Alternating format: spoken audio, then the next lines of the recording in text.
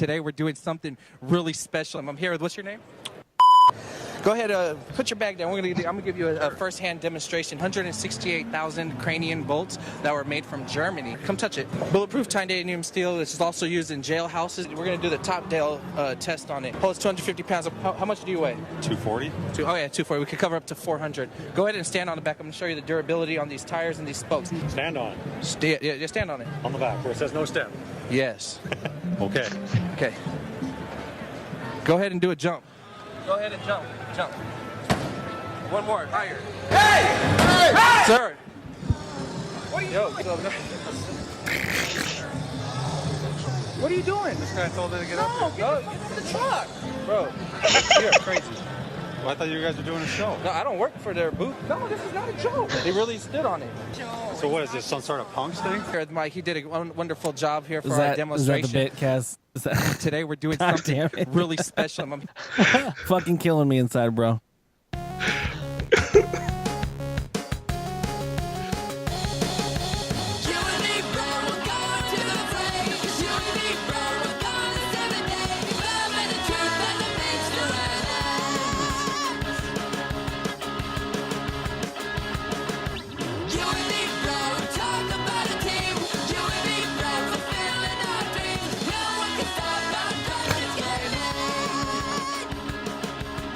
Oh, damn. I love that Curtis's response is, that's what world stars become. That's where you go. that's what you're disappointed in?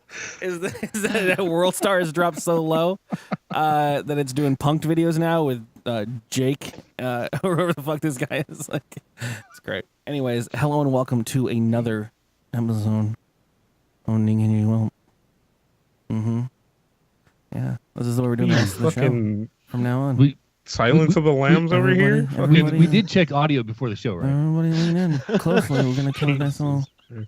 Welcome to the dkgWELP podcast, the Drunk Kids Gaming Show on the show. We are joined this week by the gentleman from the RitualMisery podcast. Where? Hello. Oh, that guy. You calling him a gentleman? Okay. It's an audio podcast. You can't hide. Well, I guess you can, really. Jesus Christ! Respond, computer. We're not alone. We swear. We're not making up guests. These are all puppets. Oh, hey, thanks for having us on the show, guys. This is awesome. Absolutely. As I said before, I mean, really, and as gracious as you guys are, thank you guys for being here and doing this, making it so we don't have to pull from our Chucklefuck group of friends that we've had on. At this point, there's a list of who's trying to be the most reoccurring guest in the show. so you're saving us from that. I appreciate it a bunch. Not to mention, you guys have real audio equipment. You sound great. I love it. Wow, thank you. That's probably the best compliment I've gotten in a very long time.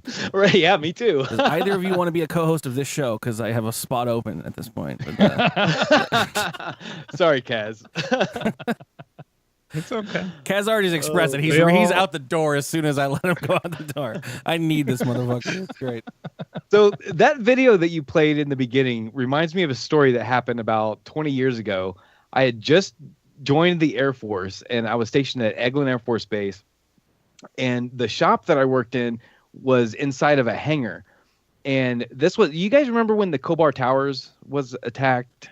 A bunch of airmen were killed. There was like a truck bombing and whatnot. You said 20 years ago. Anyway, I was playing with yo-yos. Yeah, I was 10. Yeah, well, damn it, I just revealed my age. Well, anyway. Absolutely, so, it was a tragedy. Yeah. Yeah, a lot of the casualties were from the base that I was stationed at. So President at the time, Clinton, came out to visit. And of course, before he comes out there's this huge entourage of Secret Service that comes to like set up all the security and whatnot. So anyway, they used one of our hangars to park one of the presidential support jets. And of course they had to treat it like basically the same security as Air Force One. So they got it roped off and an armed guard and all this. Well, anyway, I worked night shift at the time, and one of the guards came in to my shop and said like, hey, we need to turn these lights on in the hangar. Can you come help us? I was like, sure.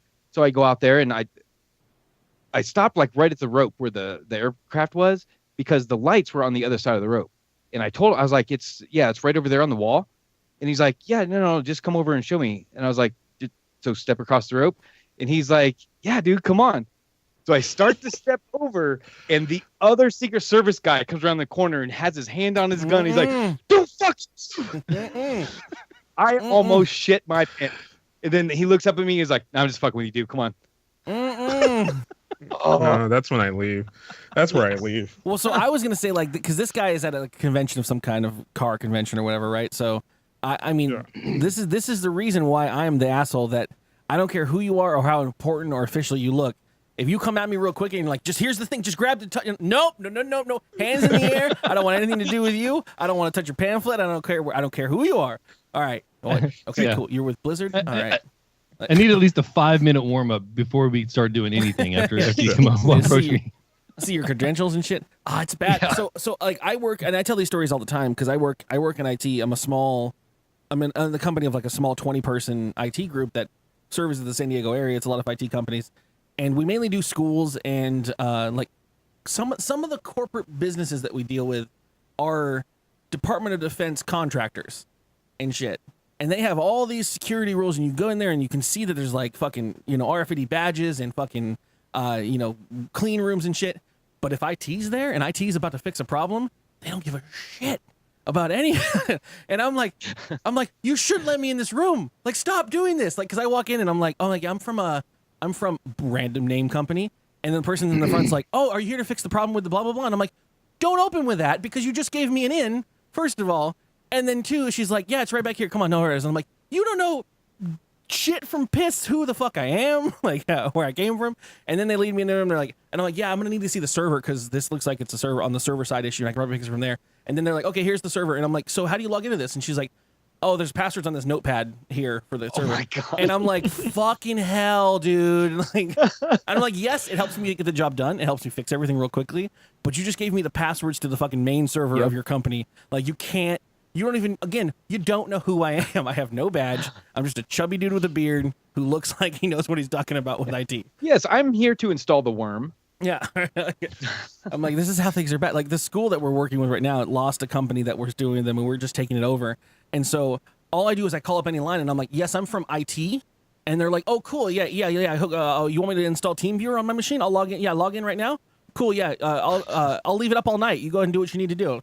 I'm like, okay. For the record, that's the way it is in the military because you just come in there and say, yeah, I'm from COM. They're like, oh, keys to the kingdom. Where do you need to go? What room do you need to be in? Doesn't matter. Most people are so mistreated that they're just like, please, I don't care what you need. Fix it. Like, do you want me to give you money out of my wallet? Like, I'll let you, like please fix their problems.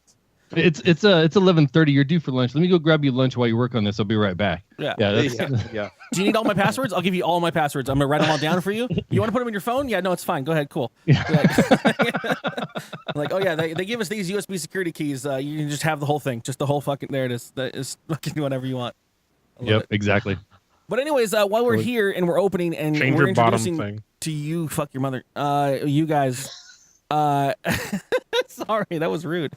Do you guys want to talk about your show and stuff? Introduce to the people who you is, where you're from. We have a smattering of people in this audience that are either from literally just from here, DKG, or they come from Diamond Club, or they're from Tadpool, or they come from all over the place. So anything to let them know who you is. So most of Diamond Club should know who we are. Most of Tadpool is already embarrassed by us. We have We're the Skittles. We're the deformed Skittles that like you get at the bottom of the bag. That those are us. The Man, Whopper, those are the best, the chewy best. Whopper.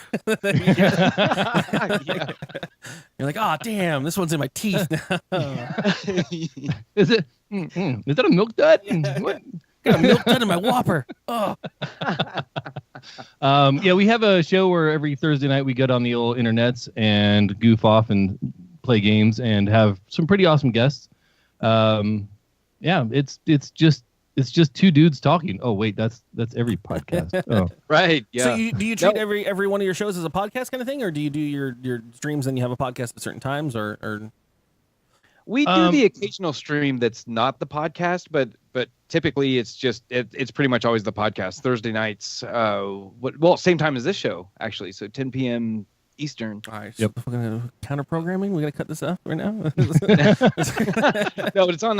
So it's Wait, on are you Thursday guys nights. live right now as well? Are you guys also streaming this? Is this your podcast? Are we on your podcast? Wait, is that Thursday night? Our audience doesn't know that. They're not as smart. Right. Whoa. No, but we usually get a guest on, and we just BS about whatever geeky stuff we've got going on. We try to play a game or two during the course of the hour to an hour and a half show, and it's always a good time. Awesome. Well, not always. And I then mean, sometimes Kent screws stuff up really, really bad. Yeah, but that's even fun. That's even fun. We turn it into a funny bit if necessary. No, there have been a lot of things that me and Curly have done in our time together that like we look at each other across the internet and we're like, this, oh man, but we're just like, yeah, all right, woo! Like, but inside we're like, oh Jesus Christ, this is oh man. What a disaster. Kent's usually trying to save me from disaster as I'm skidding right towards it, full bore, just enjoying the whole thought process of it. He's gonna go, no, you're not saying this. I know what you mean, dude, but you're not saying it right, and you're gonna come off as racist right now. No. And now you just add sexism to it, dude. You just stop. So, Can we change the subject? And I just keep ranting, and then I regret it later. So that's happening. we have a little bit of a difference here, where if one of us is skateboarding towards disaster, the other one is pushing down the hill. Like, Opening the door. If I could come up with any story that would bait racism out of Kaz, I absolutely would lean heavily into it. Are you kidding me? It's the greatest moment of my life. Like, did you hear what he fucking just said? Did you hear? Clip that out. He'll do it too. He'll hold it out, and he was like, "Here, it's an apple," and I'm like, "Oh, I love apples. Really? Oh, fuck yeah, I'm gonna fucking bite in." And then he's like, "You ate the last apple that these villagers had," and I'm like, "What? What the fuck?" But yeah, Like, Oh, you we have- offered it to me. Never happened. We I don't know have what we he have said. guests. All right. Luna, who has been the neediest cat in the entire world in the past whole day. But whatever, live your life. So I was starting to tell the story in the pre-show, and then this can lead us into whatever disaster we do from here. But I went to hang out with my drinking buddy, and we did our usual rounds. Mhm. Did a couple places. We did our don't me. We did our drink, and then I really we're at that point where we're like, all right, we're out in the street and we're drunk.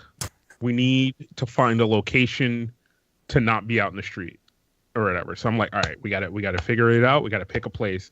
That's very And the only specific thing of you. Like that's says- very specific. That's just how I am. You just need to not once be I in the started street. Yeah, once I hit a certain level of drinking, I just don't want to be outside. Listen, Because I just yeah. feel like that's when bad happens. There is a layer of drunkenness where you got to work on the fundamentals. You don't need to worry about the higher level shit. You're just like, okay, I see a lot of air and sky. I don't need sky. I need roof, sky. We're gonna work it out. Some more roof, more less sky. That's an umbrella. Okay, cool, got it. Next position. I do the thing. I hit my friend with the option. I'm like, all right, where are we going? What are we doing? I need to not be outside. And the only thing she says to me is like, I want Cool Whip. I'm like, Oh, I hate these Like that. girls. I hate these girls, man. Oh, The ones where you go out drinking and you're having a good time, and all of a sudden you're like, we're outside, and she's like, I just want Cool Whip. Those that specific brand of girl, those are the ones that Those them Cool Whip girls. specifically. Yeah. Man, if I had $1 for every time. Oh, yeah, so I Lord. figure we go to the store, we buy Ready Whip and candy, which probably As you for that do. catch year, like that dude looked at me and he's just like, all right.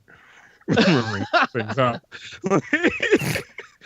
Like, There's bro, a man and a woman in here, and they got a can of Cool Whip and some And Skittles. they keep commenting. And they keep commenting on the roof. They really like the roof. because I like my drinkingness is like levels of just shifting anger, right? So it's just like we went up to the register the first time, but all we had was the Ready Whip for her in her hand, and then she's like, "Should we buy other things?" And I'm like, "He's already looking at us. Just put it on the fucking counter." Like, and she's like, "I'm gonna go buy other stuff," and I'm like, "Fuck!" And this dude is just like, "All right, okay." So then we come back, and all we could muster was candy, and he's just like, $6. That's fantastic. All this reminds me of is my old friend Aaron. Man, if we were out drinking, I'm a very much straight up and down. We need to make sure we get home before we black out. That's it. And we need to return to home. And I promised myself I wouldn't leave you on the streets because I'm a gentleman. I'm a drunken gentleman, but I'm a gentleman. And yeah. And this girl's only response that she can muster out of her life at this point in her drunkenness is her desire for a donut.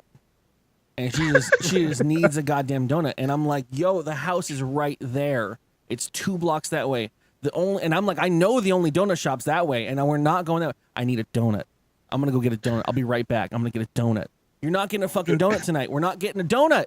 Like, I don't even think the donuts. It's 2 a.m. Why would the donut man be open at 2 a.m? And she's like, we got to get a donut. And I'm like, all right, we're going to get a donut. And then I get there and she's like, I don't know if I want a donut. And I'm like, okay. I'm like, all right. It's the. I apologize to any hard drinking ladies in the audience, but like it's the hard part about having a girl as your drinking buddy is once they hit a certain level, they are the most indecisive motherfuckers in the world. So it's just like, let's go get this thing. Come on, it'll be cool. And you're like, all right, we'll go. Will you share it with me? No, I didn't want to come here. Like, what do you mean? Like, I don't want to get it for myself. Like, he's gonna like look at me like I'm weird if I buy this thing for myself. I'll buy it. I'll fucking buy it. You fucking eat it. No, but then you buy. Well, if you buy it, you have to have some. Like, who would have thought that Kaz and I date the same girls? It's insane. I didn't realize this ever in my life. We have the same demographic. We're best friends. We podcast together. We date the same women. Well, it just so happens I you're had this listening girl. to Drunk Kids Gaming. Jeremy, thank you for the host. I had this. We were out. We had gone to Sinopolis. Have you ever been to one of those? It's like a Alamo Draft House. It's a fancy movie theater with the recliners, and they bring you food and alcohol and all that stuff. It's a little bit more of an expensive ticket, but it's a nice evening. We watched a movie. Unbeknownst to me, she got pretty drunk during that movie, and that was fine. You know, I'm drinking too, and we're cool. And she's like, "We should go to the beach." And I'm like, "All right, I know where the beach is. It's gonna be fine." But she's like, "But I need something to drink before we go to the beach." And I'm like, "Okay, well, we'll stop at like a fucking Vaughn's on the way over there. It's cool." So we go Uber to the Vaughn's, and she's like, I need to have a fucking cider. And I was like, okay, get whatever you want. Get whatever you fucking want. And we just have to go to the Vaughn's. And we should go to the Vaughn's, and she goes inside, and she comes out with a fucking SpongeBob balloon. And I'm like, did you forget? It's like a cider. Did you forget what the? And she's like, I don't know why we're here. And I'm like, okay, well then fucking, we're going home now. Like I didn't know that you jumped that drunk shark too far. Now, like, that's not far from the women I used to date. Except we'd end up going into the Piggly Wiggly, and she'd come out with a friend, and like a male friend. Yeah. Oh Jesus. Well, hello. Date did not go as planned. like, can you take Jim and I to the what? No. Just drop us off at the motel. Become a group event. Do you know how to operate a camera? No. Like is Jim a cousin, a brother? Like what is no? Jim's my boyfriend. Oh well. And he works You're at welcome, the Jim. Piggly I'm out. Wiggly, or How much was he? Yeah. Oh my gosh, was he on sale? Yeah, that was my kind of result of the date right there. That was So super fun. you guys have done a great thing in regards to basically you have completely shown what the show is all about. We are a show that we bring up stuff and then we tangentially get lost in the comments about it. It's literally like what we're going to do right now is we're going to jump in a news bag, and the reason that we bring up these news stories is that either they're going to be funny or it's going to remind us of a story about drunk Jill who picked up a guy at the Piggy Wiggly. and whatever the hell happened there. So well done, you guys. I'm gonna play the fucking. I never remember to play it. It's always over here. dkgWELP. Let's fill that knowledge hole with Kaz and Carlin's news bag. It would be really good if I didn't like forget to play it every time. I was like, there's something missing. We have Why? these things for a reason. Yeah. Oh my So god! well produced. All right. I'll start us off. Now this one I only added because I need to know where they are. But apparently, payphones still make millions of dollars. Which my question is, where the fuck are payphones? Now, is this in the U.S.? Payphones in the U.S. or payphones worldwide? No, I think this one is talking about Canada. Canada in Read the specific. news Yeah. Yeah. Payphones, eh? Hold on, Canada's mostly wintry, right? Like, It's north of the wall. It's right? north of the wall. I do imagine it as nothing but a winter wonderland. Is there any time where Canada is just not like that? Because one, if anyone's old enough to know payphones, like, you don't want to be standing out in the middle of the fucking. Well, so I live in San Diego. Maybe I'm the weird one. Ours don't have booths.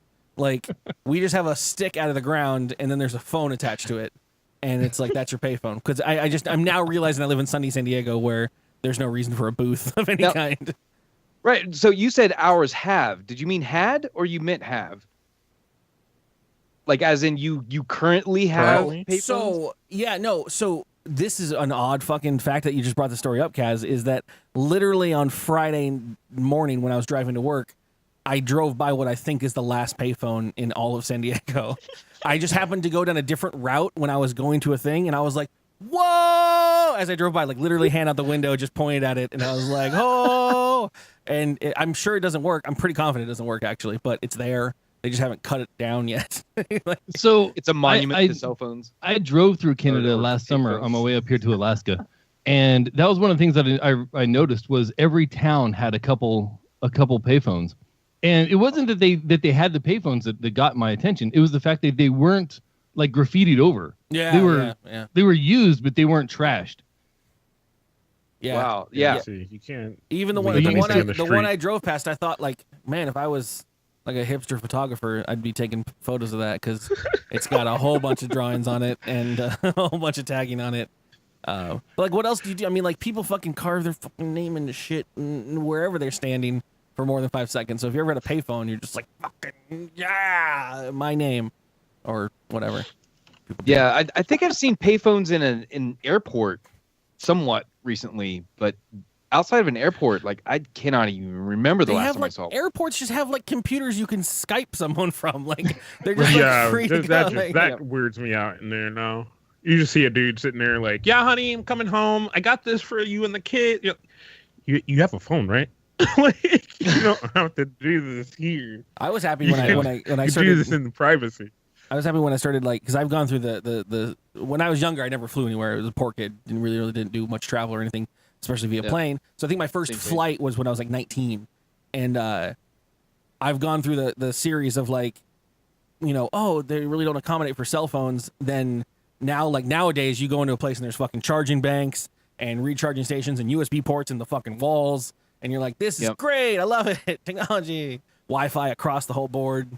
You're like, oh, our plane has Wi-Fi. And you go, oh, fuck, okay, shit, let's go. Like, let's do it. I love it. Yeah, I think the most recent payphones I saw, they accepted credit card as a form of payment because, I mean, who the hell carries cash, right? But I was just thinking, I wonder if any payphones that exist now, do they take Apple Pay? Yeah. Like how ironic would that be? Your What's it iPhone cost? takes Apple Pay. That's all you need right there. So I also have the weird breath of my life where when I was a kid, like coordinating with adults was always like, okay, after school, if you're gonna go to someone's house, call me from a payphone and leave a message on the voicemail that says you're doing whatever. Otherwise, I'm gonna come pick you up after work at like 5. Which is like a 3-hour gap from school and everything. So I was very intimate with payphones, and like we even had like a poor person system of like you do the collect call, but when it asks you for your name, you give the message. You're like, all right, after the thing, we're gonna ask you to put your name, and it's like, Mom, I won't be home before 2. Like, and then they decline the call, and you're like, cool, Mom, got it, sweet. Like, or you knew that one ring and a hang up was dad. 2 rings and a hang up was your big sister. 3 rings and a hang up was your call.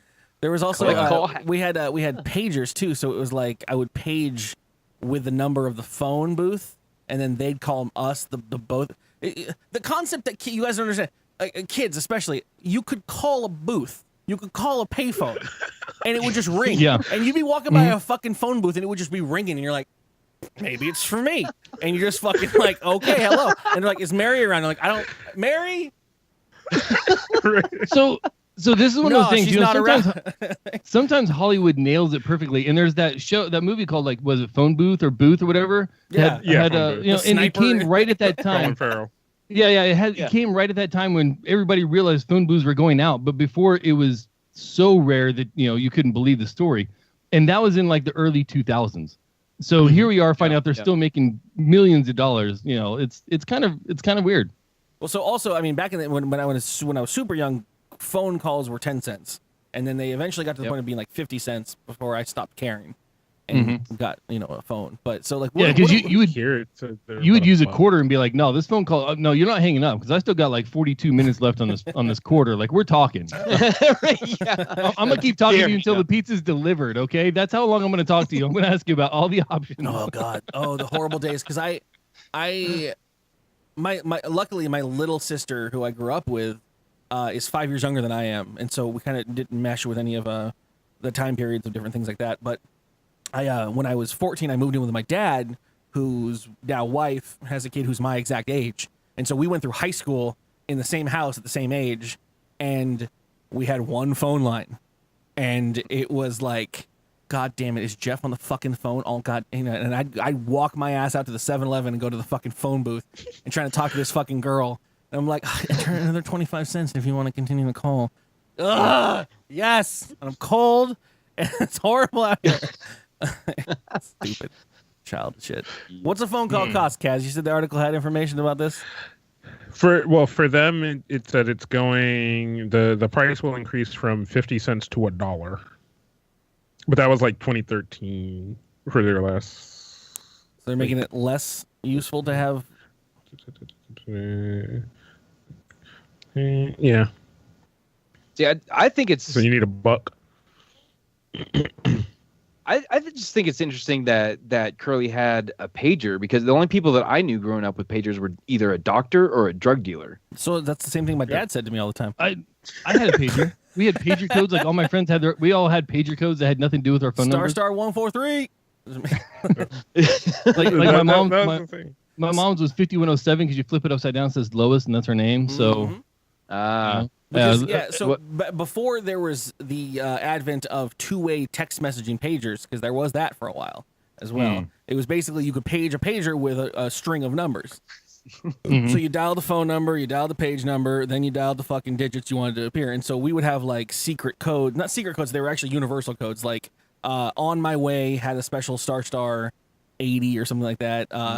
I'm Gonna Be Late had its own code. I Love You was star 143, which is what I fucking found fantastic about Jury, because there's one time he was just like, yo, whenever I see someone I want to just tell him I care about, I just throw 143, and I'm like, you fucking old man, like you old man, you know this shit, like. So for our 143rd episode, our surprise guest was my wife, and I had to tell Kent, no, 143 was I love you, one letter in each word, and he was like, what kind of sense does that even fucking make? Yeah, I had no idea. Let's all roll this back to here's T9, by the way. And how to type out messages. We're talking to Kent, though, who didn't have a pager, made fun of me for having a $14 a month bill for my pager, but then he ended up at one point having a car phone. Well, it wasn't technically a car phone. It was a suitcase phone that he kept in his cell car. phone. Yeah, it was literally, it was the size of a shoe. All right, it was like Get Smart, right? Did you sit there and on some kind of notation device keep track of every fucking minute you spend on that phone? Like what was your bill like? Oh, it was like it was per minute, $40 or something just to have it, and then it was like $2 a minute or some bullshit. I think I got like 10 minutes in my plan. Something like 10-minute outgoing, and then every minute after that was like $1 or $2 or something. So for the reason that I had a pager, though, again, being a poor kid, and other kids did have cell phones, my dad had a Motorola fucking phone with a goddamn big old antenna at the back of it, and Yep. the mouthpiece flipped down, and it was for emergencies only. Yep. That And was that's like- what mine was too. Yeah, Yep. you don't fucking touch the phone. But us being kids and like, you know, he was weekend dad, so it was like, you know, we had to call mom or whatever, and so emergency became pretty much anything. But he had this little fucking white yellow sticky, you know, pad of little notches of every single. He'd sit there next to you with a fucking stopwatch and be like, 1, 2, and he'd count everything. Your louse, boy. And so when I was like, I'm gonna get my own thing. I got my own job now. I can get my own shit. And I was like, I'm gonna get a pager, and it's $10 a year. And I'm like, fuck yeah, let's go. You know. But I think I honestly had that for about a year, and then I moved on to a cell phone. My first cell phone was a Sprint PCS, and it was the Nokia with the little flip down thing. And for whatever reason, that little plastic bar, like it didn't. There's no electronics in there, but if you lost it, nobody could hear you for nothing. It was your toes. It was a magnifying flap of plastic.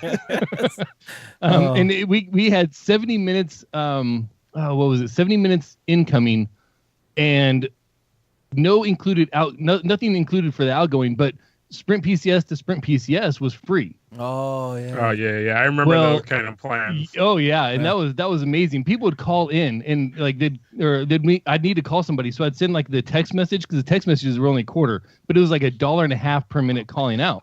So I'd send a message to somebody, and of course at the time, if you send a message to a landline, it would like do this like little quarter ring, and just die. Like, okay, cool. So I would just do that like over and over and over again, because I could do it 6 times and still not equate to 1 minute on the phone. Because there was a time, there was a time period that the Sprint phones, they supported a different style of tower pinging, and what was known as SMS at the time. It still is SMS at the time, but it wasn't like the de facto technology. I remember there was a period of time where the Sprint cell phones couldn't get SMS correctly because they didn't implement the protocol correctly. So you had to like have a special like, I have Sprint messaging. Yeah, no, I have to use. Yeah, I can only. And then you got a text message. Oh, I have to go to what was the shitty inline browser? It was like WAP. Like, oh yeah, oh my god, yeah. And it was this horrible interface. So it was like a web browser, but it was like 8 lines of assy fucking text. It was and the worst shit ever. And there was shit you could do for websites to translate websites on a server into WAP for phones. Yep. And you're like, all right, I got to dial my home house, and then fucking, all right, no, I want to get You ever go to a website that had the WAP prefix enabled, but it wasn't WAP configured? Yeah. So it would come up and it would try to like actually do a WAP translation of the live translation into WAP for the web page, and the first like 4 or 5 scrolling down was just garbage. It was just ASCII trash. Yeah, it's all the headers and all the bullshit. Yeah. It didn't know how to read, and you're like, this is costing me 10 cents a fucking line. God damn it. Oh, this is the shit I love, because I like. There's no reason a person my age should know any of this information, but I was so poor that I just lived in it, like just way too long than I should. Yep.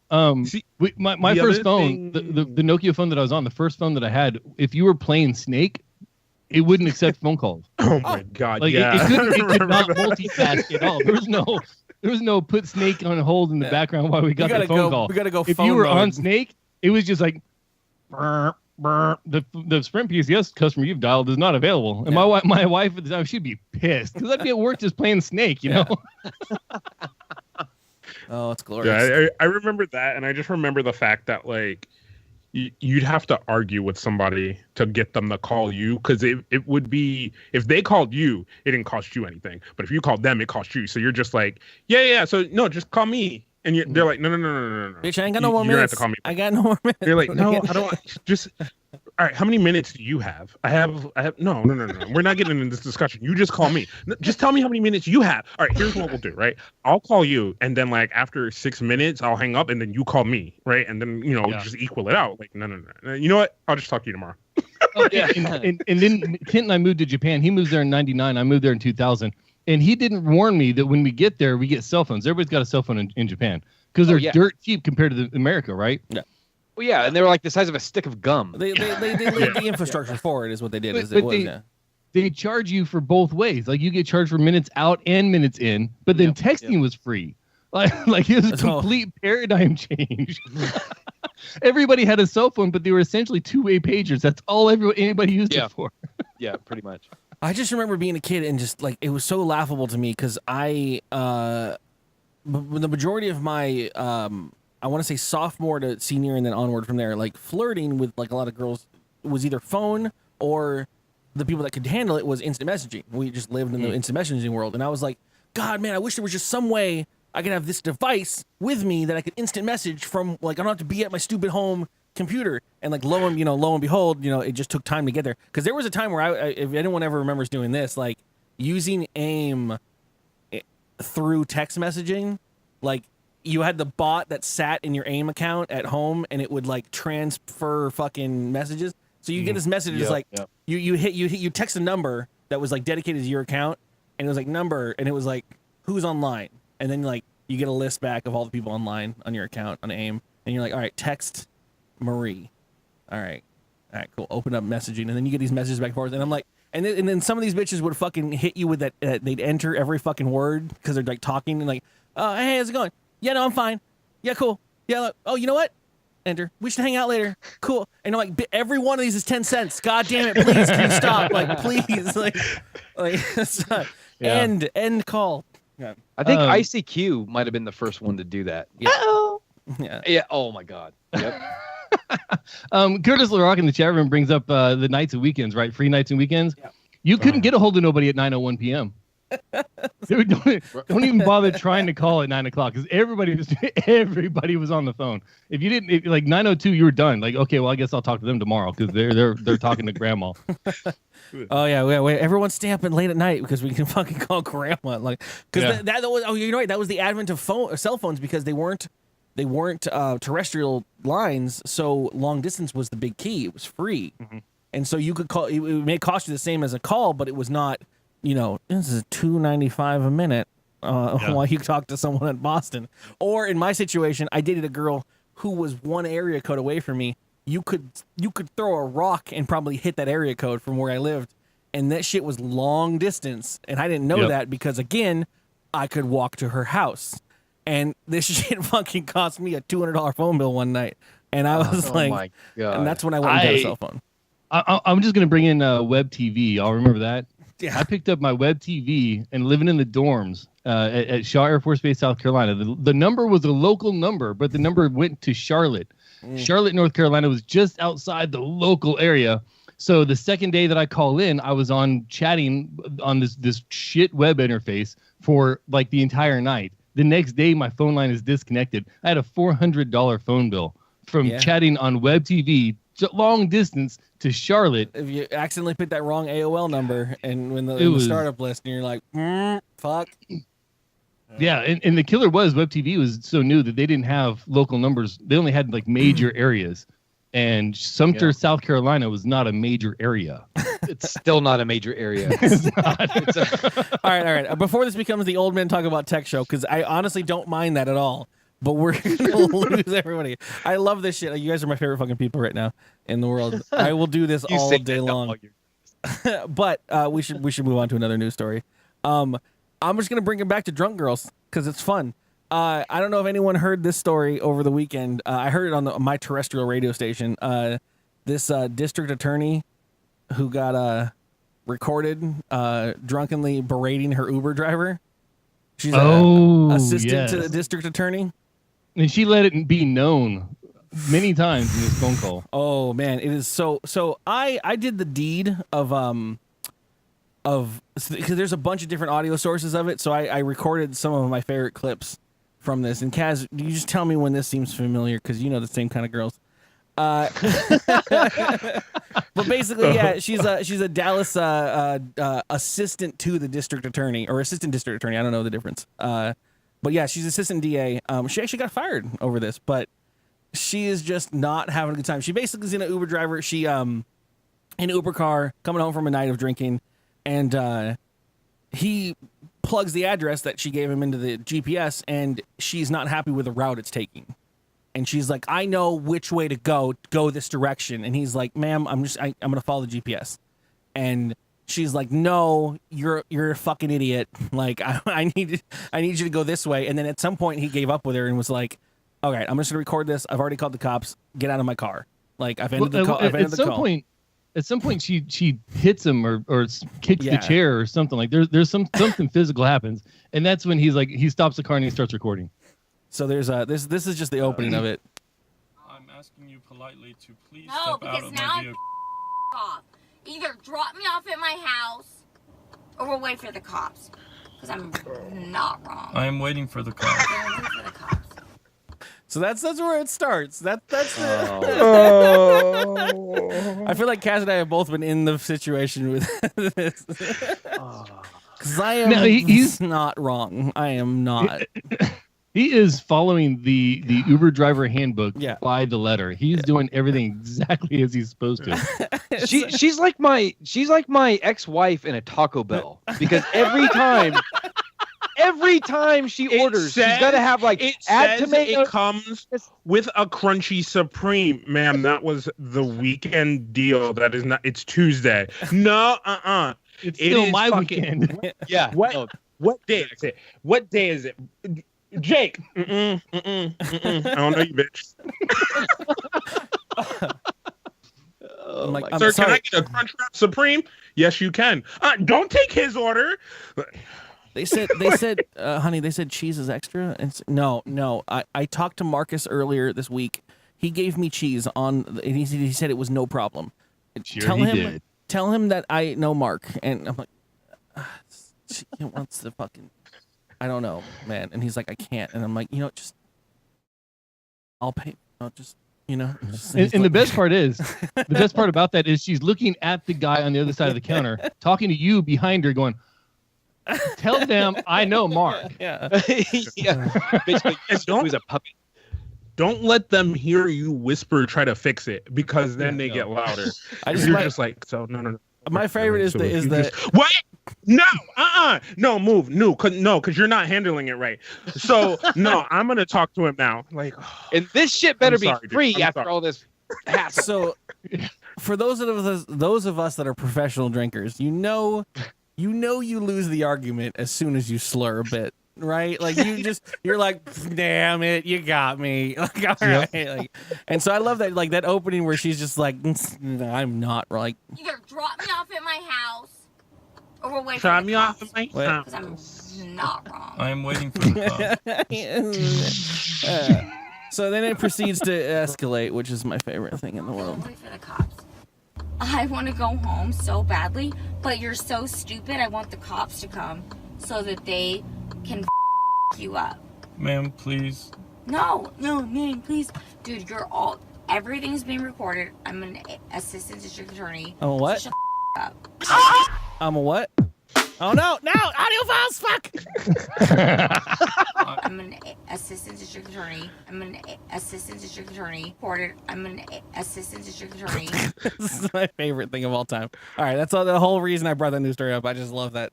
I've been there, and I'm just like, okay, my bad. Do you have the clip a little later where she almost propositions him? Oh my God! I didn't go into the later stuff because it gets dark and sad. And... At one point, she's like, "Just take me home, or I'll." No, I better not. Like, Oh my God! I keep it with the funny stuff. Like, Did I mention I'm an assistant district attorney? Oh my God! yeah.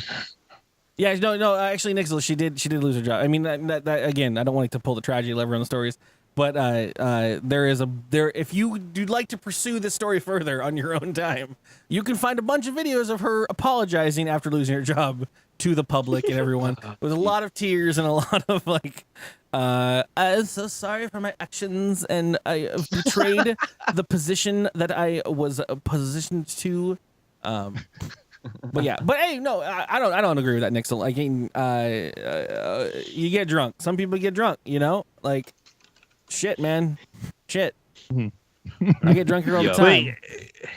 My thing is like, whenever I'm getting drunk and I was saying earlier, and I'm getting closer and closer to that level of like, I might make bad choices. I turn into like the most tried to be like the most proper, polite person, but then I'm also drunk, so it's just like, so thank you for your service of what you're doing, and it's great, and you're an amazing person, and I swear to God, I'm gonna pay you for everything. No, so for mine, can I get 2 more drinks? And they're like, yeah, it's only 8:30. Oh my God. One of my is it 8:30? Oh, he told me the time too, bro. He told me the time. One of my most public events was a Halloween where we were out drinking, of course, and it was probably like 1 a.m. It was our last place to stop. Everyone's in costume. Everyone's drunk. It's like a Saturday, Halloween the 31st, fell on a Saturday. Everyone's out partying, having a good time.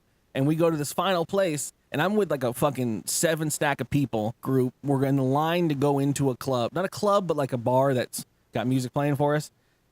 And we get in the line, and there's this point where I'm in a big ass wooden costume at this point, and I it's apparently at some point I must have knocked over one of the pillars for the rope, and this bouncer comes over and he starts in heavy because he's got to establish that role first, and he's like, yo, you're out, get out now, and I'm like, yo, I am complying, it's cool, we're gonna be good, like, don't worry about it, and I take a step to the side, and he's like, hey man, I'm sorry I had to do that, like, and I'm like, no, you're doing your job, and he's like, have you been drinking? And I'm like, yes, very much.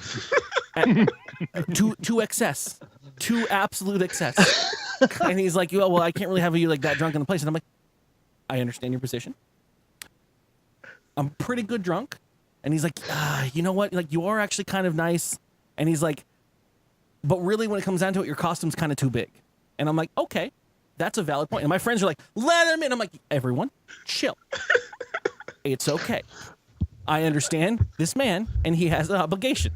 And I'm like, we're cool. Have a good evening, sir. And I was like, yeah, I don't want. There's no reason to escalate. Like I was one-eyeing it. I was like, yeah. Let me see it. Let me see. You're still there. Good. That would have taken a very drastic turn for me. He had said, your costume's too big, and I'd have gone either one or two directions. Depending on how much I like the guy. Either, oh, you're calling me fat, or it would have been like, oh, pants off, dance off. Gotcha. Be right back. Oh my God. I got kicked out of a bar in Austin this year during South by. No shit. In South by. For doing like absolutely nothing. I think I was mistaken for someone else. Hold on. Continue your story now. I just want to make a noted point where you said for absolutely nothing before you told the story.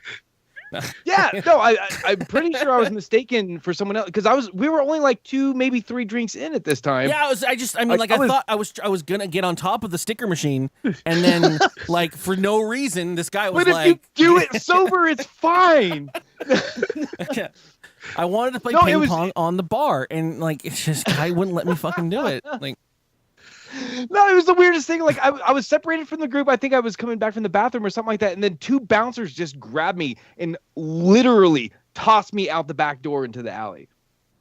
I'm like, what the fuck? And he's like, nope, dude, you're fucking out. Get out of here. I was like, what the fuck? Do you remember this, Amos? Oh, no, I do. Yeah. But so then this is right before he says you shit in the sink. Yeah. No, it goes a little more like this.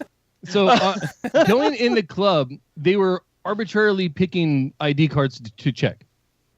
The 4 of us were together. We went into the bar or club or whatever. We went in there, and Kent stayed outside because he was smoking. So that's how he separated himself. By the way, yeah.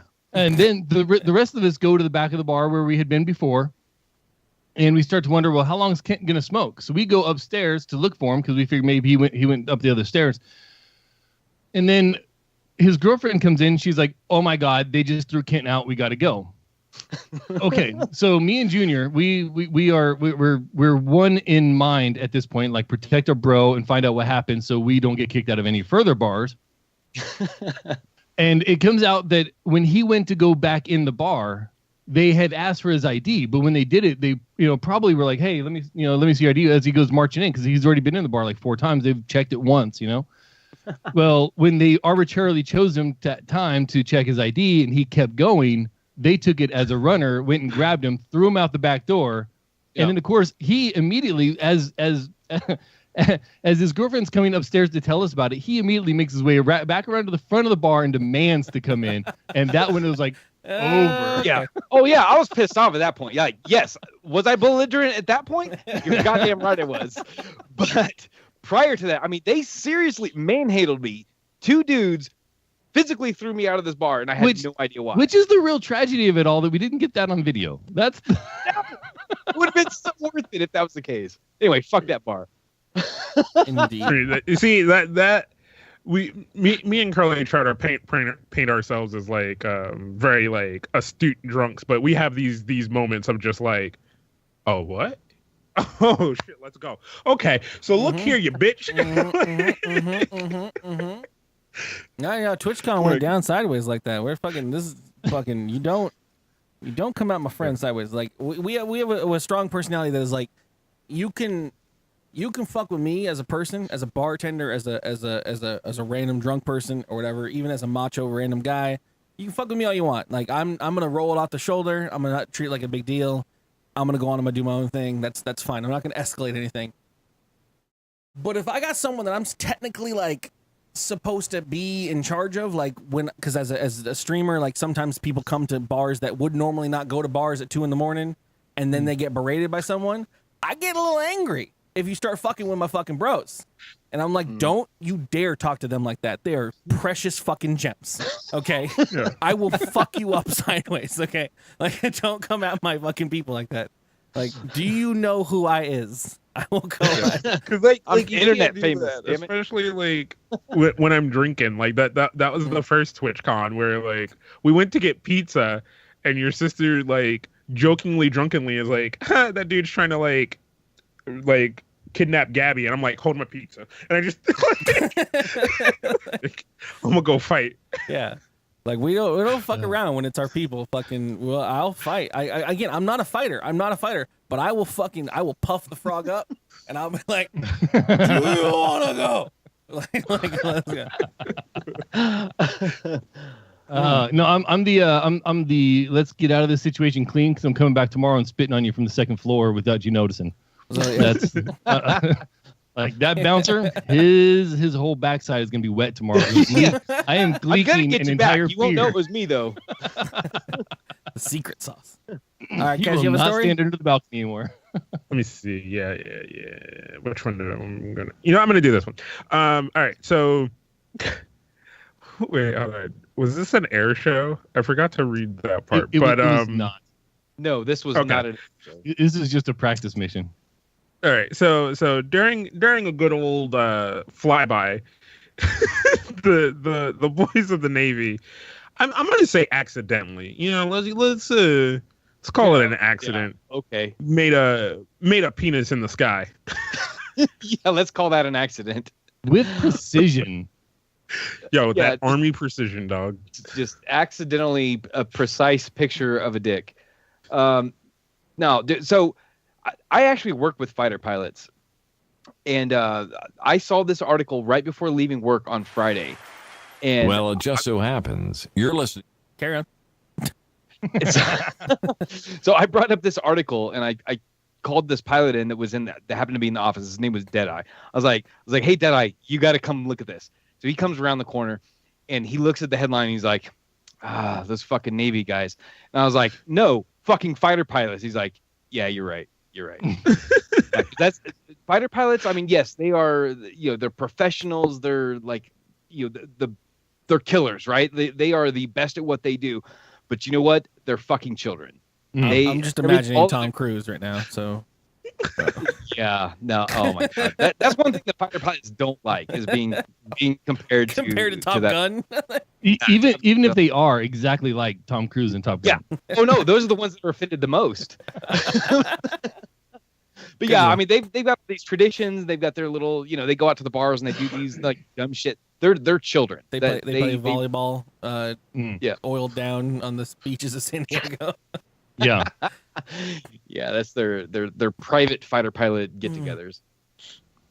Oh boy. Yeah. I saw this, and every article that I saw on Twitter when they were right after it had been done was like, this is such a disgrace to the military and how dare they do this, and there's this, and I'm sitting there thinking I would have literally pissed myself in uniform had I seen this in person.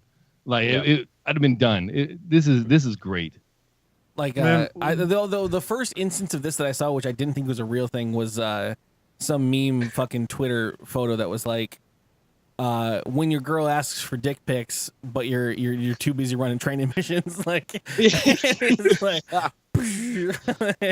Yep. Oh yeah, this is definitely a dare or something to that effect. Like they didn't. This was not a. Oh hey, you know what? It's Friday. Let's just go ahead and make a dick pic because they plan this out. Like these are like perpendicular lines. Yeah, and they is a key word. That is absolutely a they. It was not just the pilot that did it. Yeah. It was a group effort. Like, hey, you know what would be really funny? Yeah. If on Friday's mission. Yeah, that was because that has to. That's How like, do you not though? If you have access to this much equipment and you're just you're I mean, most military dudes, right, are still younger than 30 and shit. Like, right, when they're doing this kind of stuff, like. Yeah, typically, yeah. They're. I mean, in my opinion, I'm 32. They're kids, dude. They're fucking kids. Like, the shit that I would have done if I had access to fucking equipment, and the shit that I do when I have access to equipment with IT and stuff. Like, we're fucking kids. They're all people and silly ass fucking human beings. Like. This is the shit you expect. Like, is it really gonna fucking no? Like no one's like, that's what a penis looks like. Like, I will be pissed if it comes out that those pilots got punished in any way, other than just like the commander had a strong talking to them. If it's anything more than that, like I'm gonna be pissed off because these dudes, I mean, they work their asses off. They are the highest level of professionalism and precision.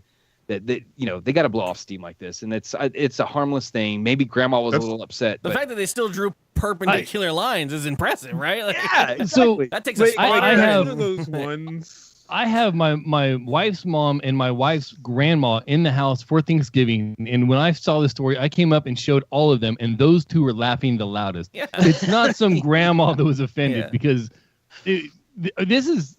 Look, I'm most surprised. The big story here is that this is the first dick pic we've had a picture of that the Navy's drawn. All right. Right. Yeah. Yeah. It could be way worse. This is one of those things, though. You do that public apology, but you still kind of try to play it off as like, but did you see it though? Like how perfect was that? We understand that. I think a lot of people get offended. May have been discomfort to people. But did you see those lines, though? But Disney's been doing this in the background since the 20s, dude, right? Like Aladdin. Yeah, absolutely. No, but I think a lot of people get offended by this. I say, like, in air quotes here, offended, because they're expected to be offended. Like grandma church lady or whatever. Of course you're offended because you're supposed to be. She was probably chuckling herself, like, haha, that was pretty funny. Oh, wait a minute. I gotta say something about this because. I think that's a lot of people that are offended. I don't know. I'm surprised they didn't have another crew come in and do like big veins right down the middle. That's where I'm at with it. I'm a little unimpressed that there's not a giant blue vein going down the center of it. Right. No, right.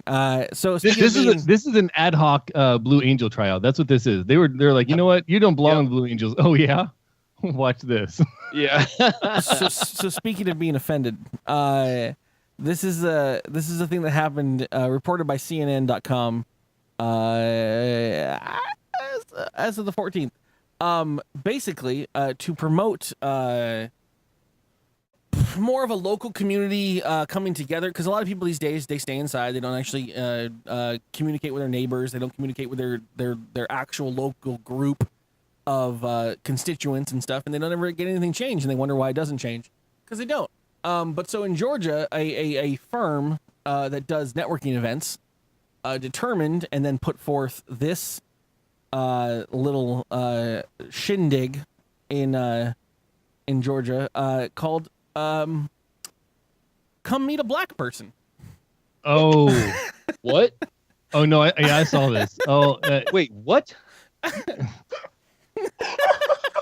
I've never met a black person, and it's on my bucket list. So, in an awareness, in order to raise awareness of their constituency and to be more comfortable with what you're uncomfortable with, it's kind of like an anti-KKK rally. Yeah. What the fuck? A group of independent filmmakers and content creators dreamed up this networking event as a response to a study that showed that 75% of white people in America don't have any non-white friends. So they decided to have a come meet a black person event with name tags. What is it? Name tags that had, hold on, it's here somewhere. Yes. Oh, Jesus. Beef Viper in the chat says, am I allowed to pet them? ID badges that had the food that they brought from their apparent land and race on the ID badges, like a typical networking event. It featured a cultural scavenger hunt that will help attendees learn about the black community. Oh, no. How could this possibly go wrong? I just want to know, did they have a clinic called Joker Deuce Deuce? Oh my God. No. Oh, Jesus. I don't even want to say anything. It's a real attempt to bridge a racial divide, guys. I mean, A for effort, I guess. This almost sounds like it'll make it worse. Karen, Kaz, would you volunteer to be like one of the Oh fuck no. I go as a viewer just to watch people. Just because the only thing I'm going there for is to watch the mom go, Karen, look, there's one right there. Go see. There's one right there. Don't worry. Don't be afraid. Go. Oh no, sorry, she's not ready. Come back, honey. Come back. Jesus. So here's the thing. I have a mixed racial background family, and I see this enough all the time when I'm just here in Alaska. Like you just get that look like she's talking to me.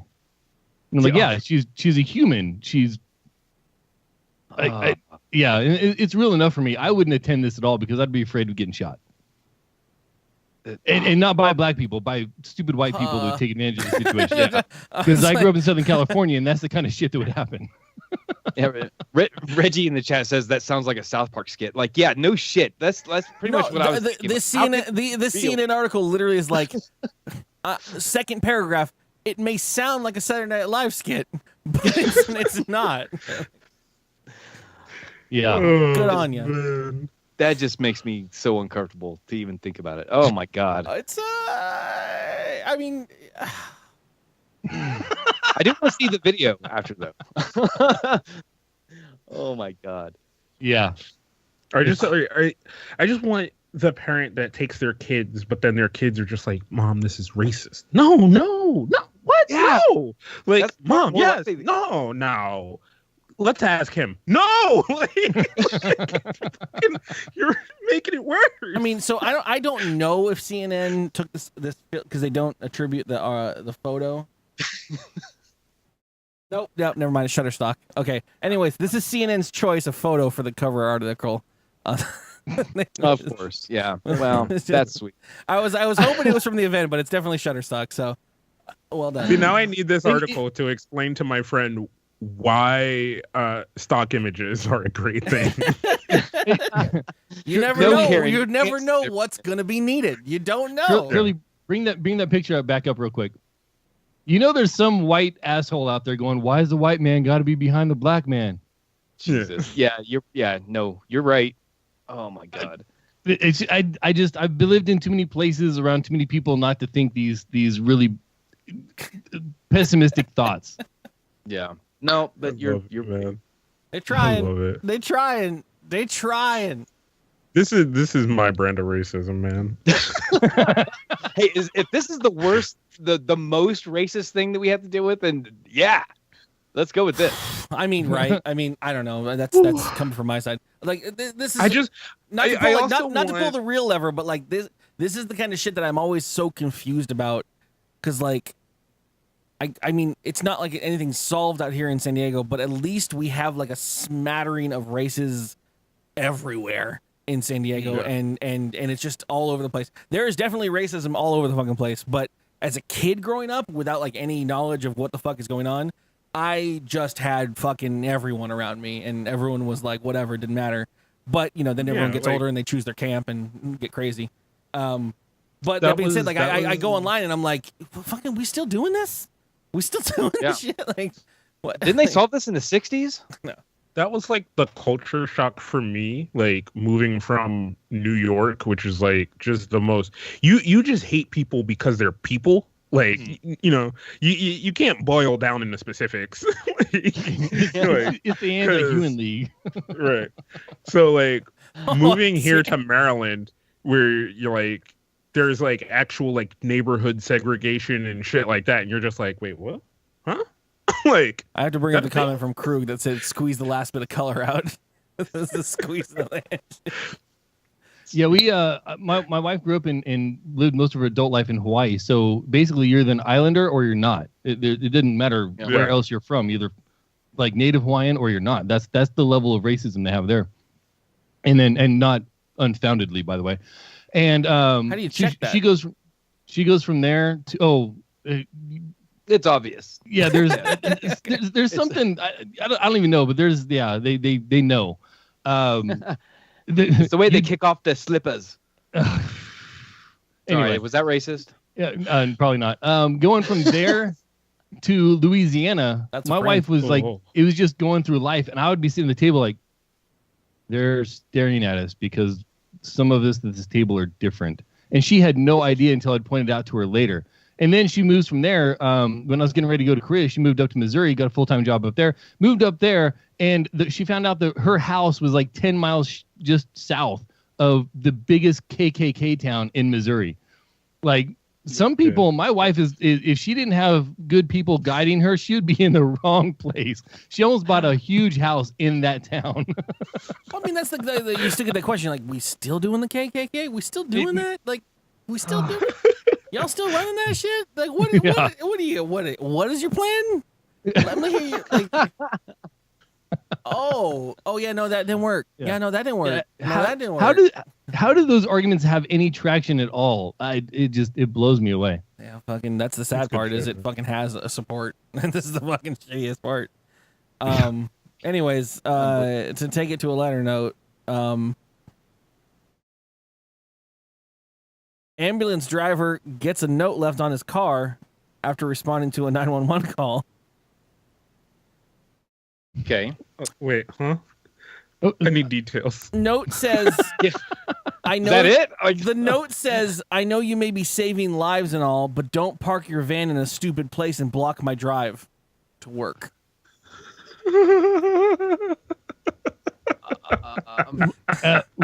Where was this? Was this in New York where they just hate all humans again? This. No, I bet this was in a homeowners association. I guess it would be in New York because they don't drive in New York, so it wouldn't have been an issue. If it was in New York, like somebody would have just like moved the fucking ambulance and then left a note like, "You fucking prick! I had to move your shit. It's down the block, asshole." Oh my Thanks for your service, though. So luckily for us here, this was in England, in Birmingham, in the UK. So, but they had a horrible note left on the vehicle as this paramedic drives to the place and then goes and saves a life or whatever, and then comes back to this note. Basically, their response was, "We just don't know what to say." Isn't a bloke or a Cheerio in that note? The response from the service said, "Our staff will always try and park considerately, but sometimes there isn't just time." Like, oh my God. I think your boss will understand if you're a few minutes late for work. It's like, get over it. yeah, but I've tried this. There was an ambulance. A man was eyeballs were shooting blood everywhere, every which way. Like, and then your boss looks at you and goes, "Why were you on the 101?" Right. Yeah, depending on where you live. See, like here, I do that shit like because I work downtown, so like I was like late to work the other day, and she didn't even ask, but I was just like, "It's a fucking parade," and she's like, "I know." Like, Yeah. like, you could just say the most ridiculous shit. Like there was literally one day there was just a marathon that was happening, and like we didn't have heads up, so like I was like 20 minutes late, and I'm like running in, fucking, and she was like, "Oh, did you get caught by that marathon? What the fuck? like, you're just running out there." It's like, yeah. Yeah. I wouldn't even know that there was a marathon. I'd be like, "Yep, that's why." I've been a dick though. Like so I don't know. I don't know actually where this falls. I'll let you guys decide. My only parking, usually I'm like I whatever the fucking laws of the streets are, I'll fucking park whatever. I have no emergency shit, of course.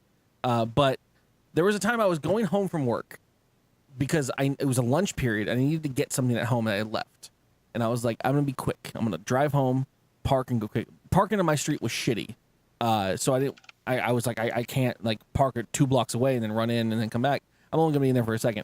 I went and I parked in an open spot right up next to the fucking gate of my apartment. Ran up the stairs, got the shit I needed, ran back down, and someone had parked a vehicle blocking me in, who apparently had owned the spot, and then he had left his car there, and then disappeared. And so I came back to this car in my literally letting me not get out. So I immediately called a tow service. Immediately called a tow service. And this guy did not like that I did that because it was bad. But and I'm like, what? Someone's in the wrong. I mean, we're both in the wrong, but like, I would have been right out. But somebody's gonna win this one, and it's gonna be me this time. Well, somebody's car's gone, so Curly had first mover advantage. He took the spot, the other person recovered. This is just market forces at work. That's all that is. Get back to work. Yeah. You know, in all honesty, I don't know who called the tow service. I don't know. It wasn't me. I just know that your car left, and it worked out in my head. My car was there, your car was here, and then your car was not here, and my car was not there anymore, and it all worked out. I don't see the problem. One of them was illegally parked. At least one of been them. out rused. Sorry. You got me this time, Batman. Next time, Curly. I was gonna say that's my thing about moving out of California instead of into California. I couldn't imagine being like a transplant into Southern California because everyone there knows all the roads, and if you were just learning the roads, the conversation would go something like this: you took the 110 to the 405 and got off on the 101, and then came down Shawshank Boulevard. No. You should have gone down the 10 to the 110 and crossed over the 405 down to the PCH and then come down through Malibu. Like, what language are you speaking right now? Like, that's how California goes. Everybody there knows all the traffic except you. You never cross certain streets. Yeah, there's rules. But that's why everything in New York is just blocks. It's like you tell someone direction, you just tell them go 8 blocks, you'll see a McDonald's, then you're gonna go 9 blocks in the other direction.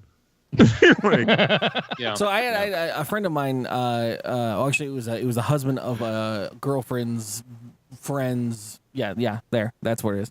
Girlfriend's friend's husband, and he was talking about moving to San Diego, and he was from Arizona, where they have everything is grid perpendicular. System. Yeah, everything is a grid system. In San Diego, very much everything is there's mountains everywhere, and just and you're just like the street is somehow. And like sometimes like Google will like maps will tell you like you just drive straight in the street and the street will go around things and sideways. But if it ever takes like too much of an angle, like Google's got like obligation is like turn left here, even though the street still goes straight. And you're like, that doesn't make any sense. You're like, do I go left? Do I go straight? Do it left? Straight left? There's a light. I think the name of the street changes. That's weird. It's the straight street, and the street name changes. Okay, it just gets very confusing. He was like, I don't like this city at all. I hate the city. I don't know where to go. I don't know how things are placed. And I'm like, no, it's easy. You just go around the mountain. No, never go south of the 805. Never. You don't want to, especially if it's after 4. You never go east on the 8. You never go east on the 52. You got to worry about that shit, man. You need to take back roads after that. Like, we had 2 streets here named Bogard.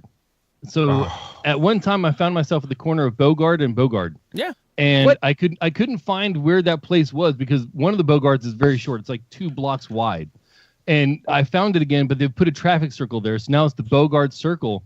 and it's Bogard all 4 directions that you leave the circle. You need a Patronus to get out of that. What the fuck? So if you go in there and Google Maps or Apple Maps or whatever else, it's still you take a left on Bogard, you're like, fuck you. Yeah. No, see, it's the stupid thing that I hate about streets here in Baltimore is because like the streets just used to be so fucking long or whatever, so like they just run through the city, but then at some point they put neighborhoods on them. So like you're telling somebody, you're like, no, just go down East Park, and then you're gonna make a right onto like Cummings, and then you're gonna make a left, and then you're gonna get back on East Park, and you're like, I'm sorry, what? Why don't I just stay on East Park? Be like, because there's a neighborhood there now. Yeah, because of the You gotta church, go 2 around schools, and a pool. All right, that's where you're gonna end up. Yep. Guys, Yeah. I grew up in Palmdale, California, though, and all the grids in the entire Antelope Valley, Palmdale, Lancaster, Quartz Hill, that whole area, it's literally like Boeing and Lockheed designed the city map. So other than like 14 kind of goes through north to south, like at a tilt, and Palmdale Boulevard is kind of on a 90 degree with 14, so it's kind of off-centered, off-centered X. Other than that, everything is north, south, east, west. Every 10th street is 1 mile. yes. And every avenue goes the other way, and they're all 1 mile apart. So if you go from Q14 to R14, you know it's exactly 1 mile in a straight line. Yeah. So you can map out the entire valley. So that's where I grew up. So I go from there to a place like Oxford, Indiana, where it's just random names. It's still a grid, but mostly. So one street goes up here, then turns and kind of turns back, and there's other roads intersecting. Like, oh, come on! And then I get out in the real world, and it's like, how do you people drive anywhere? So There's only 7 streets in Oxford. I grew up in San Diego, but when I went to Arizona, I did kind of enjoy the fact that like it was like odd numbers that way, even numbers that way, fucking streets, roads went that way, avenues went this way, streets went that way, and they're all straight up and down. And you're like, if you tell someone like, oh, I'm on 16th and fucking in Lincoln, and they're like, oh, that's 4 minutes away, and just in your head you just know like how fucking far something is, and I'm like, that's cool and all, but not when you live in a mountain fucking village. You're like, well, it depends on which way you go. Like, and then this, so like, we have the 8 freeway, which is the interstate, and then we have the 805, which goes this way, but it goes this, and then this way is the 163. So it goes northwest if you're above the 8, but it goes southwest if it's below because it just turns that direction. So it's there's a freeway that goes this thing. Like, you know those the maps of time space, how it's always a grid, and then you plop like a black hole in it, and it bends it all in one direction, and you put something else somewhere else. In half. That's what happened in San Diego. It used to be a grid, but then they plopped some mountains, and the mountains pushed that grid out. Together, and then they cut off the coast, and like everything kind of had to move back over from there. Anyways, guys, do you have any more stories, my friend? Before we talk about, let's move the games. All right, I do, but move the games. That sounds like a great idea, because none of my stories are more fun than the ones we've done. Some guy blew up a place because he used a match to check if there was an oil leak. So yeah, I'd have built that one up better. Anyways, yeah, so we're gonna move on to game time, guys. This is the part of the show that is all trivia based. Oh, yay! It's game time. Sorry. Oh, yes. With Curly. That's what I'm talking about. Only on dkgWELP. Forgot I turned it up for that other fucking part that we were doing. I was playing that audio file that I recorded. Anyways, yeah, this is the part of the show that we do trivia that is non-important, but it's just fun to try to be the best. If you might notice now, all the people in chat, you're in emote-only mode. That's so you can't spoil or answer questions for the people that are on the panel. That being said, if you somehow manage to use an emote to answer a question, I'm gonna give you fucking the win at that point. So enjoy that. Our first game, we stop everything. We give you all the keys. We have 2 games to play tonight. The first one, basically these are just general trivia questions that are organized by an arbitrary random rule. So the first one is called the in crowd. Basically, I'm going to give you a clue, and the answer you're going to respond to me in is going to be 3 words, the middle word is going to be in. That makes sense. All the words that have in the middle. Okay. So that's just going to be your clue. It's going to help you answer the questions. The way that we do these trivia games is your name is your buzzer. So to buzz in, you say your name. I know it sounds silly and I know it sounds stupid, and I'm telling you this very specifically, but people fuck this up all the time. You get excited. People say other people's names. People fucking panic and they start saying God's name. They just. What if I just yell your name? You have to say your name. What if I start saying Del Noche, so he ends up with it? Like, if you say my, that's happened. It's happened. It's happened. We've had that. So if he says my name, name, Del Noche, do I get to go? I would give it to you. Like that was a conundrum one day. Somebody I was like, man, I don't know the answer to that, and somebody said my name, and we were all like. I think there was a point where for John the studio and Visual Jamie, John was like, Jamie, that's not my name.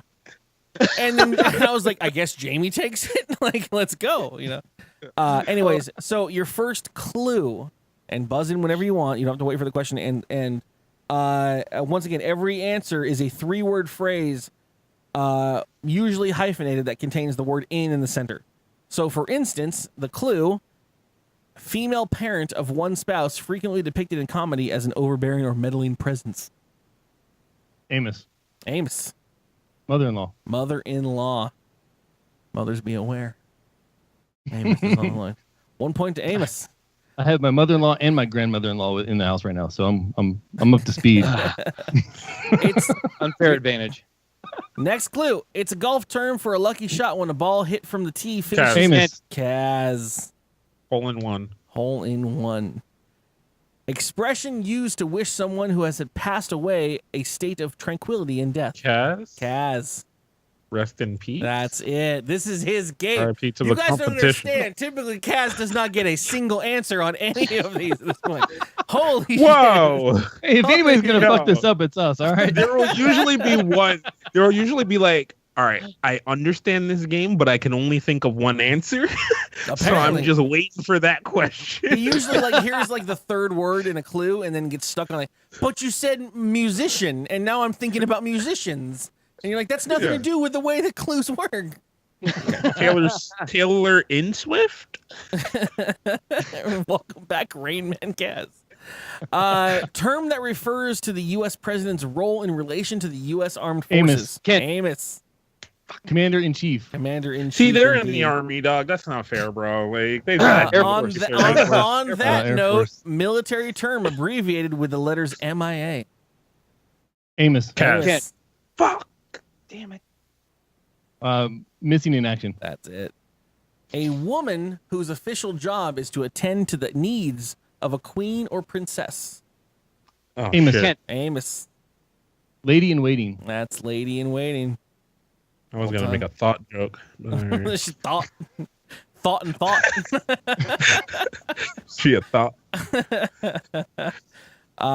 Bonnie and Clyde, Leopold and Loeb, Butch Cassidy and the Sundance Kid are all examples. Kaz. Partners in crime. Damn, Rain Man Kaz. Holy shit. All right. Some of these, so when I write these, I usually either edit them or completely remove them because I'm worried that they're not going to get them. And some of them I'm like, maybe there's no one's going to pick up on this. And 1997 film about agents J and K who police extraterrestrial. Amos. Ooh, that is a paper rock scissors off. I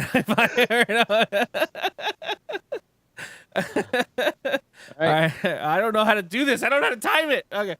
I'm gonna say 1, 2, 3, go, and that's when you show. Okay. 1, 2, 3, go. Internet. Oh. Am I on the? There we go. Yeah, you went. Yeah. Men in Black. Visual bit is what Sunman said. Yeah, Men in Black is right. Sorry. We try our hardest to make this a fucking audio podcast, but I forget how much is stupid visuals. In case you didn't know, we were playing Paper Rock Scissors there, everyone. So, or as they call it in Hawaii, Junk and a Po. Oh yeah. What? I don't know why. It's the same damn game, but they got a special name. I don't know. I listened to a fucking hour-long TED Talk Radio Lab goddamn interface discussion about what different cultures call tic-tac-toe. And I was fucking fascinated, and I hate that I was fascinated by it. I was like, this is so dumb, but okay. And they were like, oh, pong tung pang, and I'm like, yeah, sure, that's the game, whatever. It's the how it's made thing, dog. Like, if you read the description, you would never watch it, but if you catch it when it's on, it just is like, what?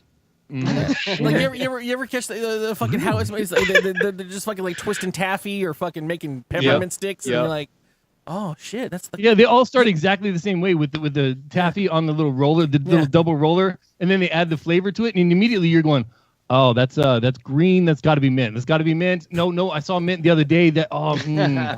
What flavor could that be? And then someone else comes in the room and goes, that's asparagus. And you're like, no, there's no goddamn way they're making sour asparagus apple. taffy. Come on, yeah, man. there's no way. And then come to find out they're making asparagus taffy, and you're like, get the hell out of here. That son of a bitch. All right. Here's the hard question. A reoccurring Muppet Show sketch set aboard the USS Kent. Amos. Oh, Kent. Yeah, you got that one. Pigs in space. Figure of speech used to indicate irony involving the placement of a muscular. Tongue in cheek. Yes, indeed. Wow, this guy's Kent fighting Raymond Kaz. Clawing my way back. Scott Baio sitcom about a student taking care of 3 children. While, Amos. Kaz. Amos.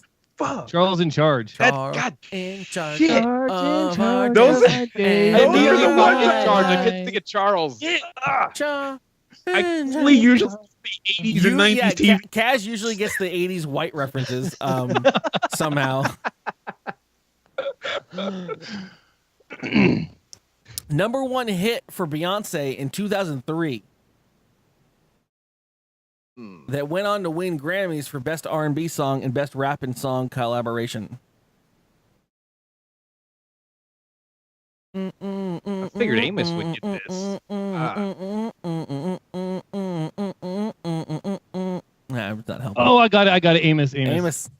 Oh shit. Lucky in Love. No, it's not it. Oh, you failed. Someone else want to steal before I call it out? 3.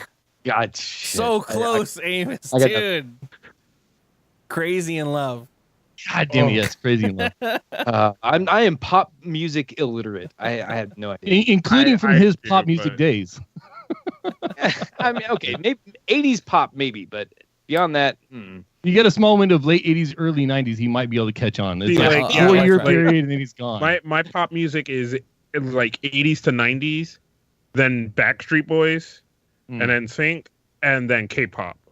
Yeah, you went K-pop. And then K-pop. Taylor Swift. And then you came back into Taylor Swift. All right, cool. Yeah. All right, your final question for the in crowd. This is a year 2000 mockumentary film by director Christopher Guest about quirky dog owners. Oh, Kaz. Best in Show. I had more clues. This is the one that they had no information about this. They were like 2000 film by Christopher Guest in the NPR, and I was like, no one's gonna get that. No one has any fucking idea who the fuck that is. And then he's the guy who made Mighty Wind and Spinal Tap and all that shit. So I was like, yeah, best. Yeah, that's what those are the extra clues I added that I was gonna give you in a minute. Anyways, well done, everybody. I don't know who won, but who cares? Next goddamn game. This one's. I tried to pick. I tried not to berate new guests, so I give easy stuff. So this quiz is basically everything starts with L.A. Every answer you're going to give me to a clue begins with the letters L.A. Okay. It's very simple. Okay. So, for instance, I'll start with, it's a maze that you can walk through. Amos. Labyrinth. Yeah. Yes. Also a 1986 Bowie starring David Bowie and Jennifer Connelly. Okay. Yeah. Cool. I was going there. Starring David Bowie's crotch. Yeah. Don't get him started on David Bowie's crotch. We'll be here for 2 more hours. And don't forget the glass balls. Me and my little sister have literally every line of that movie memorized. We can do the whole thing. Smells bad. Don't defy me, Sarah. This film was mistakenly announced as Best Picture winner at the Oscars. Kent. Kent. La La Land. That is indeed correct. Someone watches the Oscars. And... I watched Twitter. Okay, there you go. That's law Twitter. 30 million Americans are intolerant to this sugar found in milk. Ooh, that is a sound off I heard. Everyone sounded at the same time in my ears, okay? You can give it to him. Give it to him. Yeah, it wasn't me. Lactose. Definitely wasn't. Lactose is indeed correct. Yep. Indeed. I knew what it As was. is half of my household. Oh. This is a circular rotating tray placed upon tables to help everyone reach the food. Amos. Oh. Lazy Susan. Lazy Susan, indeed. This Nevada city claims that thanks to all of its electric light, Kent, Las Vegas. that's like is the city, the brightest place on earth. That's what. Sorry, yeah. Had a stroke there. I did a little bit. I couldn't find out where my place in the line was, and I was like, "Where is it?" Personal bandwidth exceeded. It's a red beetle with black spots, despite its name. Amos. Amos. Damn it. Ladybug. Ladybug. NBC's 12:30 a.m. talk show, which has been hosted by David Letterman, Conan O'Brien, Jimmy Fallon, and Seth Meyers. Amos. Oh. Late night. Late night, indeed. Dulcolax is a brand of this kind of medication. Kent. Laxative. There it is. Kent knows. We're getting to the heart of the matter. I have reason to know that. I want to do one of these days where I just I bring a random person on who I've researched deeply, and I'm like, this laxative question you get correct. 2017 marked the 26th straight year in a row. 26 years total. Sorry, not in a row. Of this dog breed being the most popular in the U.S. Amos. Labrador Retriever. Yeah. It's the only LA that starts with it that I can think of. Yeah. Not the Chihuahua. The La Bulldog. La Bulldog is a childbirth method introduced by French doctor in 1951. Oh, Kent. Lamaze. Damn, son. Damn. With what? Sorry. Small font, couldn't read. 2 strokes in 2 minutes. Amos. La Curly. Dyslexia. Normally the games don't get turned on me. I'm usually the one who's avoided in the beration. No, you're not. Usually it's because the game's so bad. With $1.6 billion in sales in 2016, this potato chip brand is the best seller. Amos. Oh, Kaz, I heard first. Lay's brand potato chips. Yeah, my fat ass knows some chips. The Mormon Church is officially known as the Church of Jesus Christ. Oh, Amos. Church of Latter-day Saints. That's it, Latter-day Saints. The Church of this. Yeah. In the Hamlet, he's the son of Paulinus.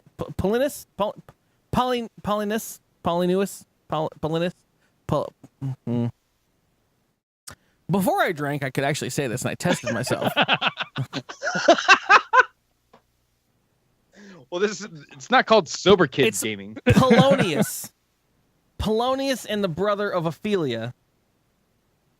Are those people in They're in the band? movie Hamlet. I almost cut this because I thought there's no way I'm going to say it correctly on stream, and then I practiced it, and then I drank liquor, and now you drank away the practice. Yeah, Kent, go ahead. Yeah, I'm gonna guess Lazarus. You're fucking. I'm gonna give it to you. To be honest, no, but unless anyone else has a better answer, then you know. I mean, you could answer Hamlet, right? I mean, he's a character in that somewhere. But it doesn't start with Olay. I didn't practice saying his answer, so it's Laertus. Lurtice. Okay. No idea. No idea. No, Don't I'm not speak- going to work here no more. I believe what you said is true. Don't speak Latin, but That's why I don't work it's- at a playhouse. You came up with a close enough answer. You win the point. This part of the trachea contains the vocal cords. Kent, Can't. larynx. That is correct, and that is the end of our goddamn puzzles. Well done, Kent. I took a Good lot games, of- Curly. Yeah, they're fun, right? They're dumb as fuck, but they seem to be fun every time we have. No, they're hella fun. That was awesome. So on that note, we're gonna move on to the next part of the show, which is Time for some cocktail-infused communications. dkgWELP. Email. No! fucking love that goddamn bit. I love that pumpkin bumper so goddamn much. So good. So at this point in the time, we answer any emails that have been emailed to the show. If you have Snapchatted or Instagrammed, let me know. I'll probably check those at the same time. I'm checking them right now. I'm lying. That is not from anyone that listens to the show. And that man is that man just sent me a tweet of his pot that he's been growing. So that's great. So our first email is from one True Blue Diamond Club homeboy, California Coral. Homeboy loves the show here. Been a friend of my world for 5 years. He just says, he sends the email to beer@dkgtv.com because you can send it to pretty much anything. He says, "Hey, Curly," I'm using his commas as I'm reading it the way it's written. "Hey, Curly, how goes the Cisco studying?" It's doing it, man. I'm 3. You're getting there. I should be studying now, but I'm doing a fucking show for you shits. So I'm gonna say, whoa, bro. No, it's going great. And honestly, I mentioned this before, and I apologize for all the people that do support the show via Patreon, via a subscription, or whatever the fuck that we do. I am obviously pulling back a little bit, only for the bonus shows. Monday through Thursday hasn't changed. Monday through Thursday, I'm doing the show that we do every day. Sunday we do the podcast and all that stuff. But before we would have random Saturday stuff, random Friday stuff, or cooking shows and all that stuff. I'm kind of on a hiatus for that right now because I'm literally trying as hard to study for this CCNA because it will give me more money to give me more time to participate with more of you. And it will be great once it's done. But right now, I spent 12 hours of my Saturday just nonstop fucking bullshit studying, and I need to pass it. So, yay! It's not something I'm happy with, but I'm loving every minute of it because I'm actually reinvigorated with my love of IT and all that stuff, and it'll help everything be greater. So, thank you for asking. Awesome, buddy. On that note, the next email is no one else emailed. That's the way the show goes. At least we got one. At least we got one. If you ever wonder, they don't ever talk about the stuff I want them to talk about. Guys, email the show, or Snapchat the show, or Instagram the show, and let me know. Question for the show, and I'll tow it. I'll talk about it. We'll bring it up. It'll be great. Now I'm looking at Instagram, and there's a whole bunch of hotties I want to hit up. So all right, don't be that guy. Wow. All right. Anyways, so that's it. Those would be lahadis. Yeah. Lahadi. It turns out we did it, guys. We did a whole podcast together. It's it's fucking already 2 hours at this point. Oh my gosh. Yeah. It goes quick, right? Like It does. I keep trying to tell people it's going to be under an hour, and then we just had to just give up on that because it never ends up that. Yeah. I think we spend a good fucking 45 minutes talking about old technology at the beginning of the show, which is in all honesty my favorite fucking bit. But that's how it goes. But I like to thank these guys for joining us, being on. They also have a thing if you want to check that out, which is Ritual Misery Podcast. You can find us at twitch.tv/ritualmisery. You can also check us out on Twitter at Ritual Misery. All the places for all the things. You can also find Kent at RM_Del Noche. He doesn't tweet anymore because he's a fucking loser in life. I just tweeted earlier today. Yeah, whatever. don't worry. We're in the same boat. Is I go, man, I should tweet that, and then I never do. Yeah. I didn't tweet this fucking show. I'm a broken ass. Like I try the hardest. Like, Well, when I say that Ken doesn't tweet anymore, it's because he used to tweet like 10 times a day, and now he's down to one. Oh every yeah, 2 no, or 3 days. that, Like it's that was me. That was I'd be like, oh fuck. Oh, and in response to the thing I just said, you know what? I'm gonna tweet at myself because when you have like 6 followers and yeah. And then you can find me at Ethan Kane, and that's my name everywhere because my name's Amos, and I go by my name's Anthony. I go by Amos. Kent, I'm confused again. Save me. Yeah, all right. You have way too many names. At Ethan Kane is where you can find him on Twitter. I got one thing that I want to plug though. I'm gonna go ahead and paste this into the Twitch chat. So if you go to ritualmisery.com/2017 streamathon, that's going to have all the info for a wonderful thing that we do every year. On December 31st, spilling into January 1st, we like to do a streamathon where it's a 27 straight hour stream so that anywhere you are on the planet at midnight on New Year's Eve, your time, we will be streaming something for the Diamond Club. The extended Diamond Club community. So Diamond Club, Frog Pants, DKG, whoever you affiliate with, you're friends of ours. So check us out. We're going to be streaming for, like I said, 27 hours straight.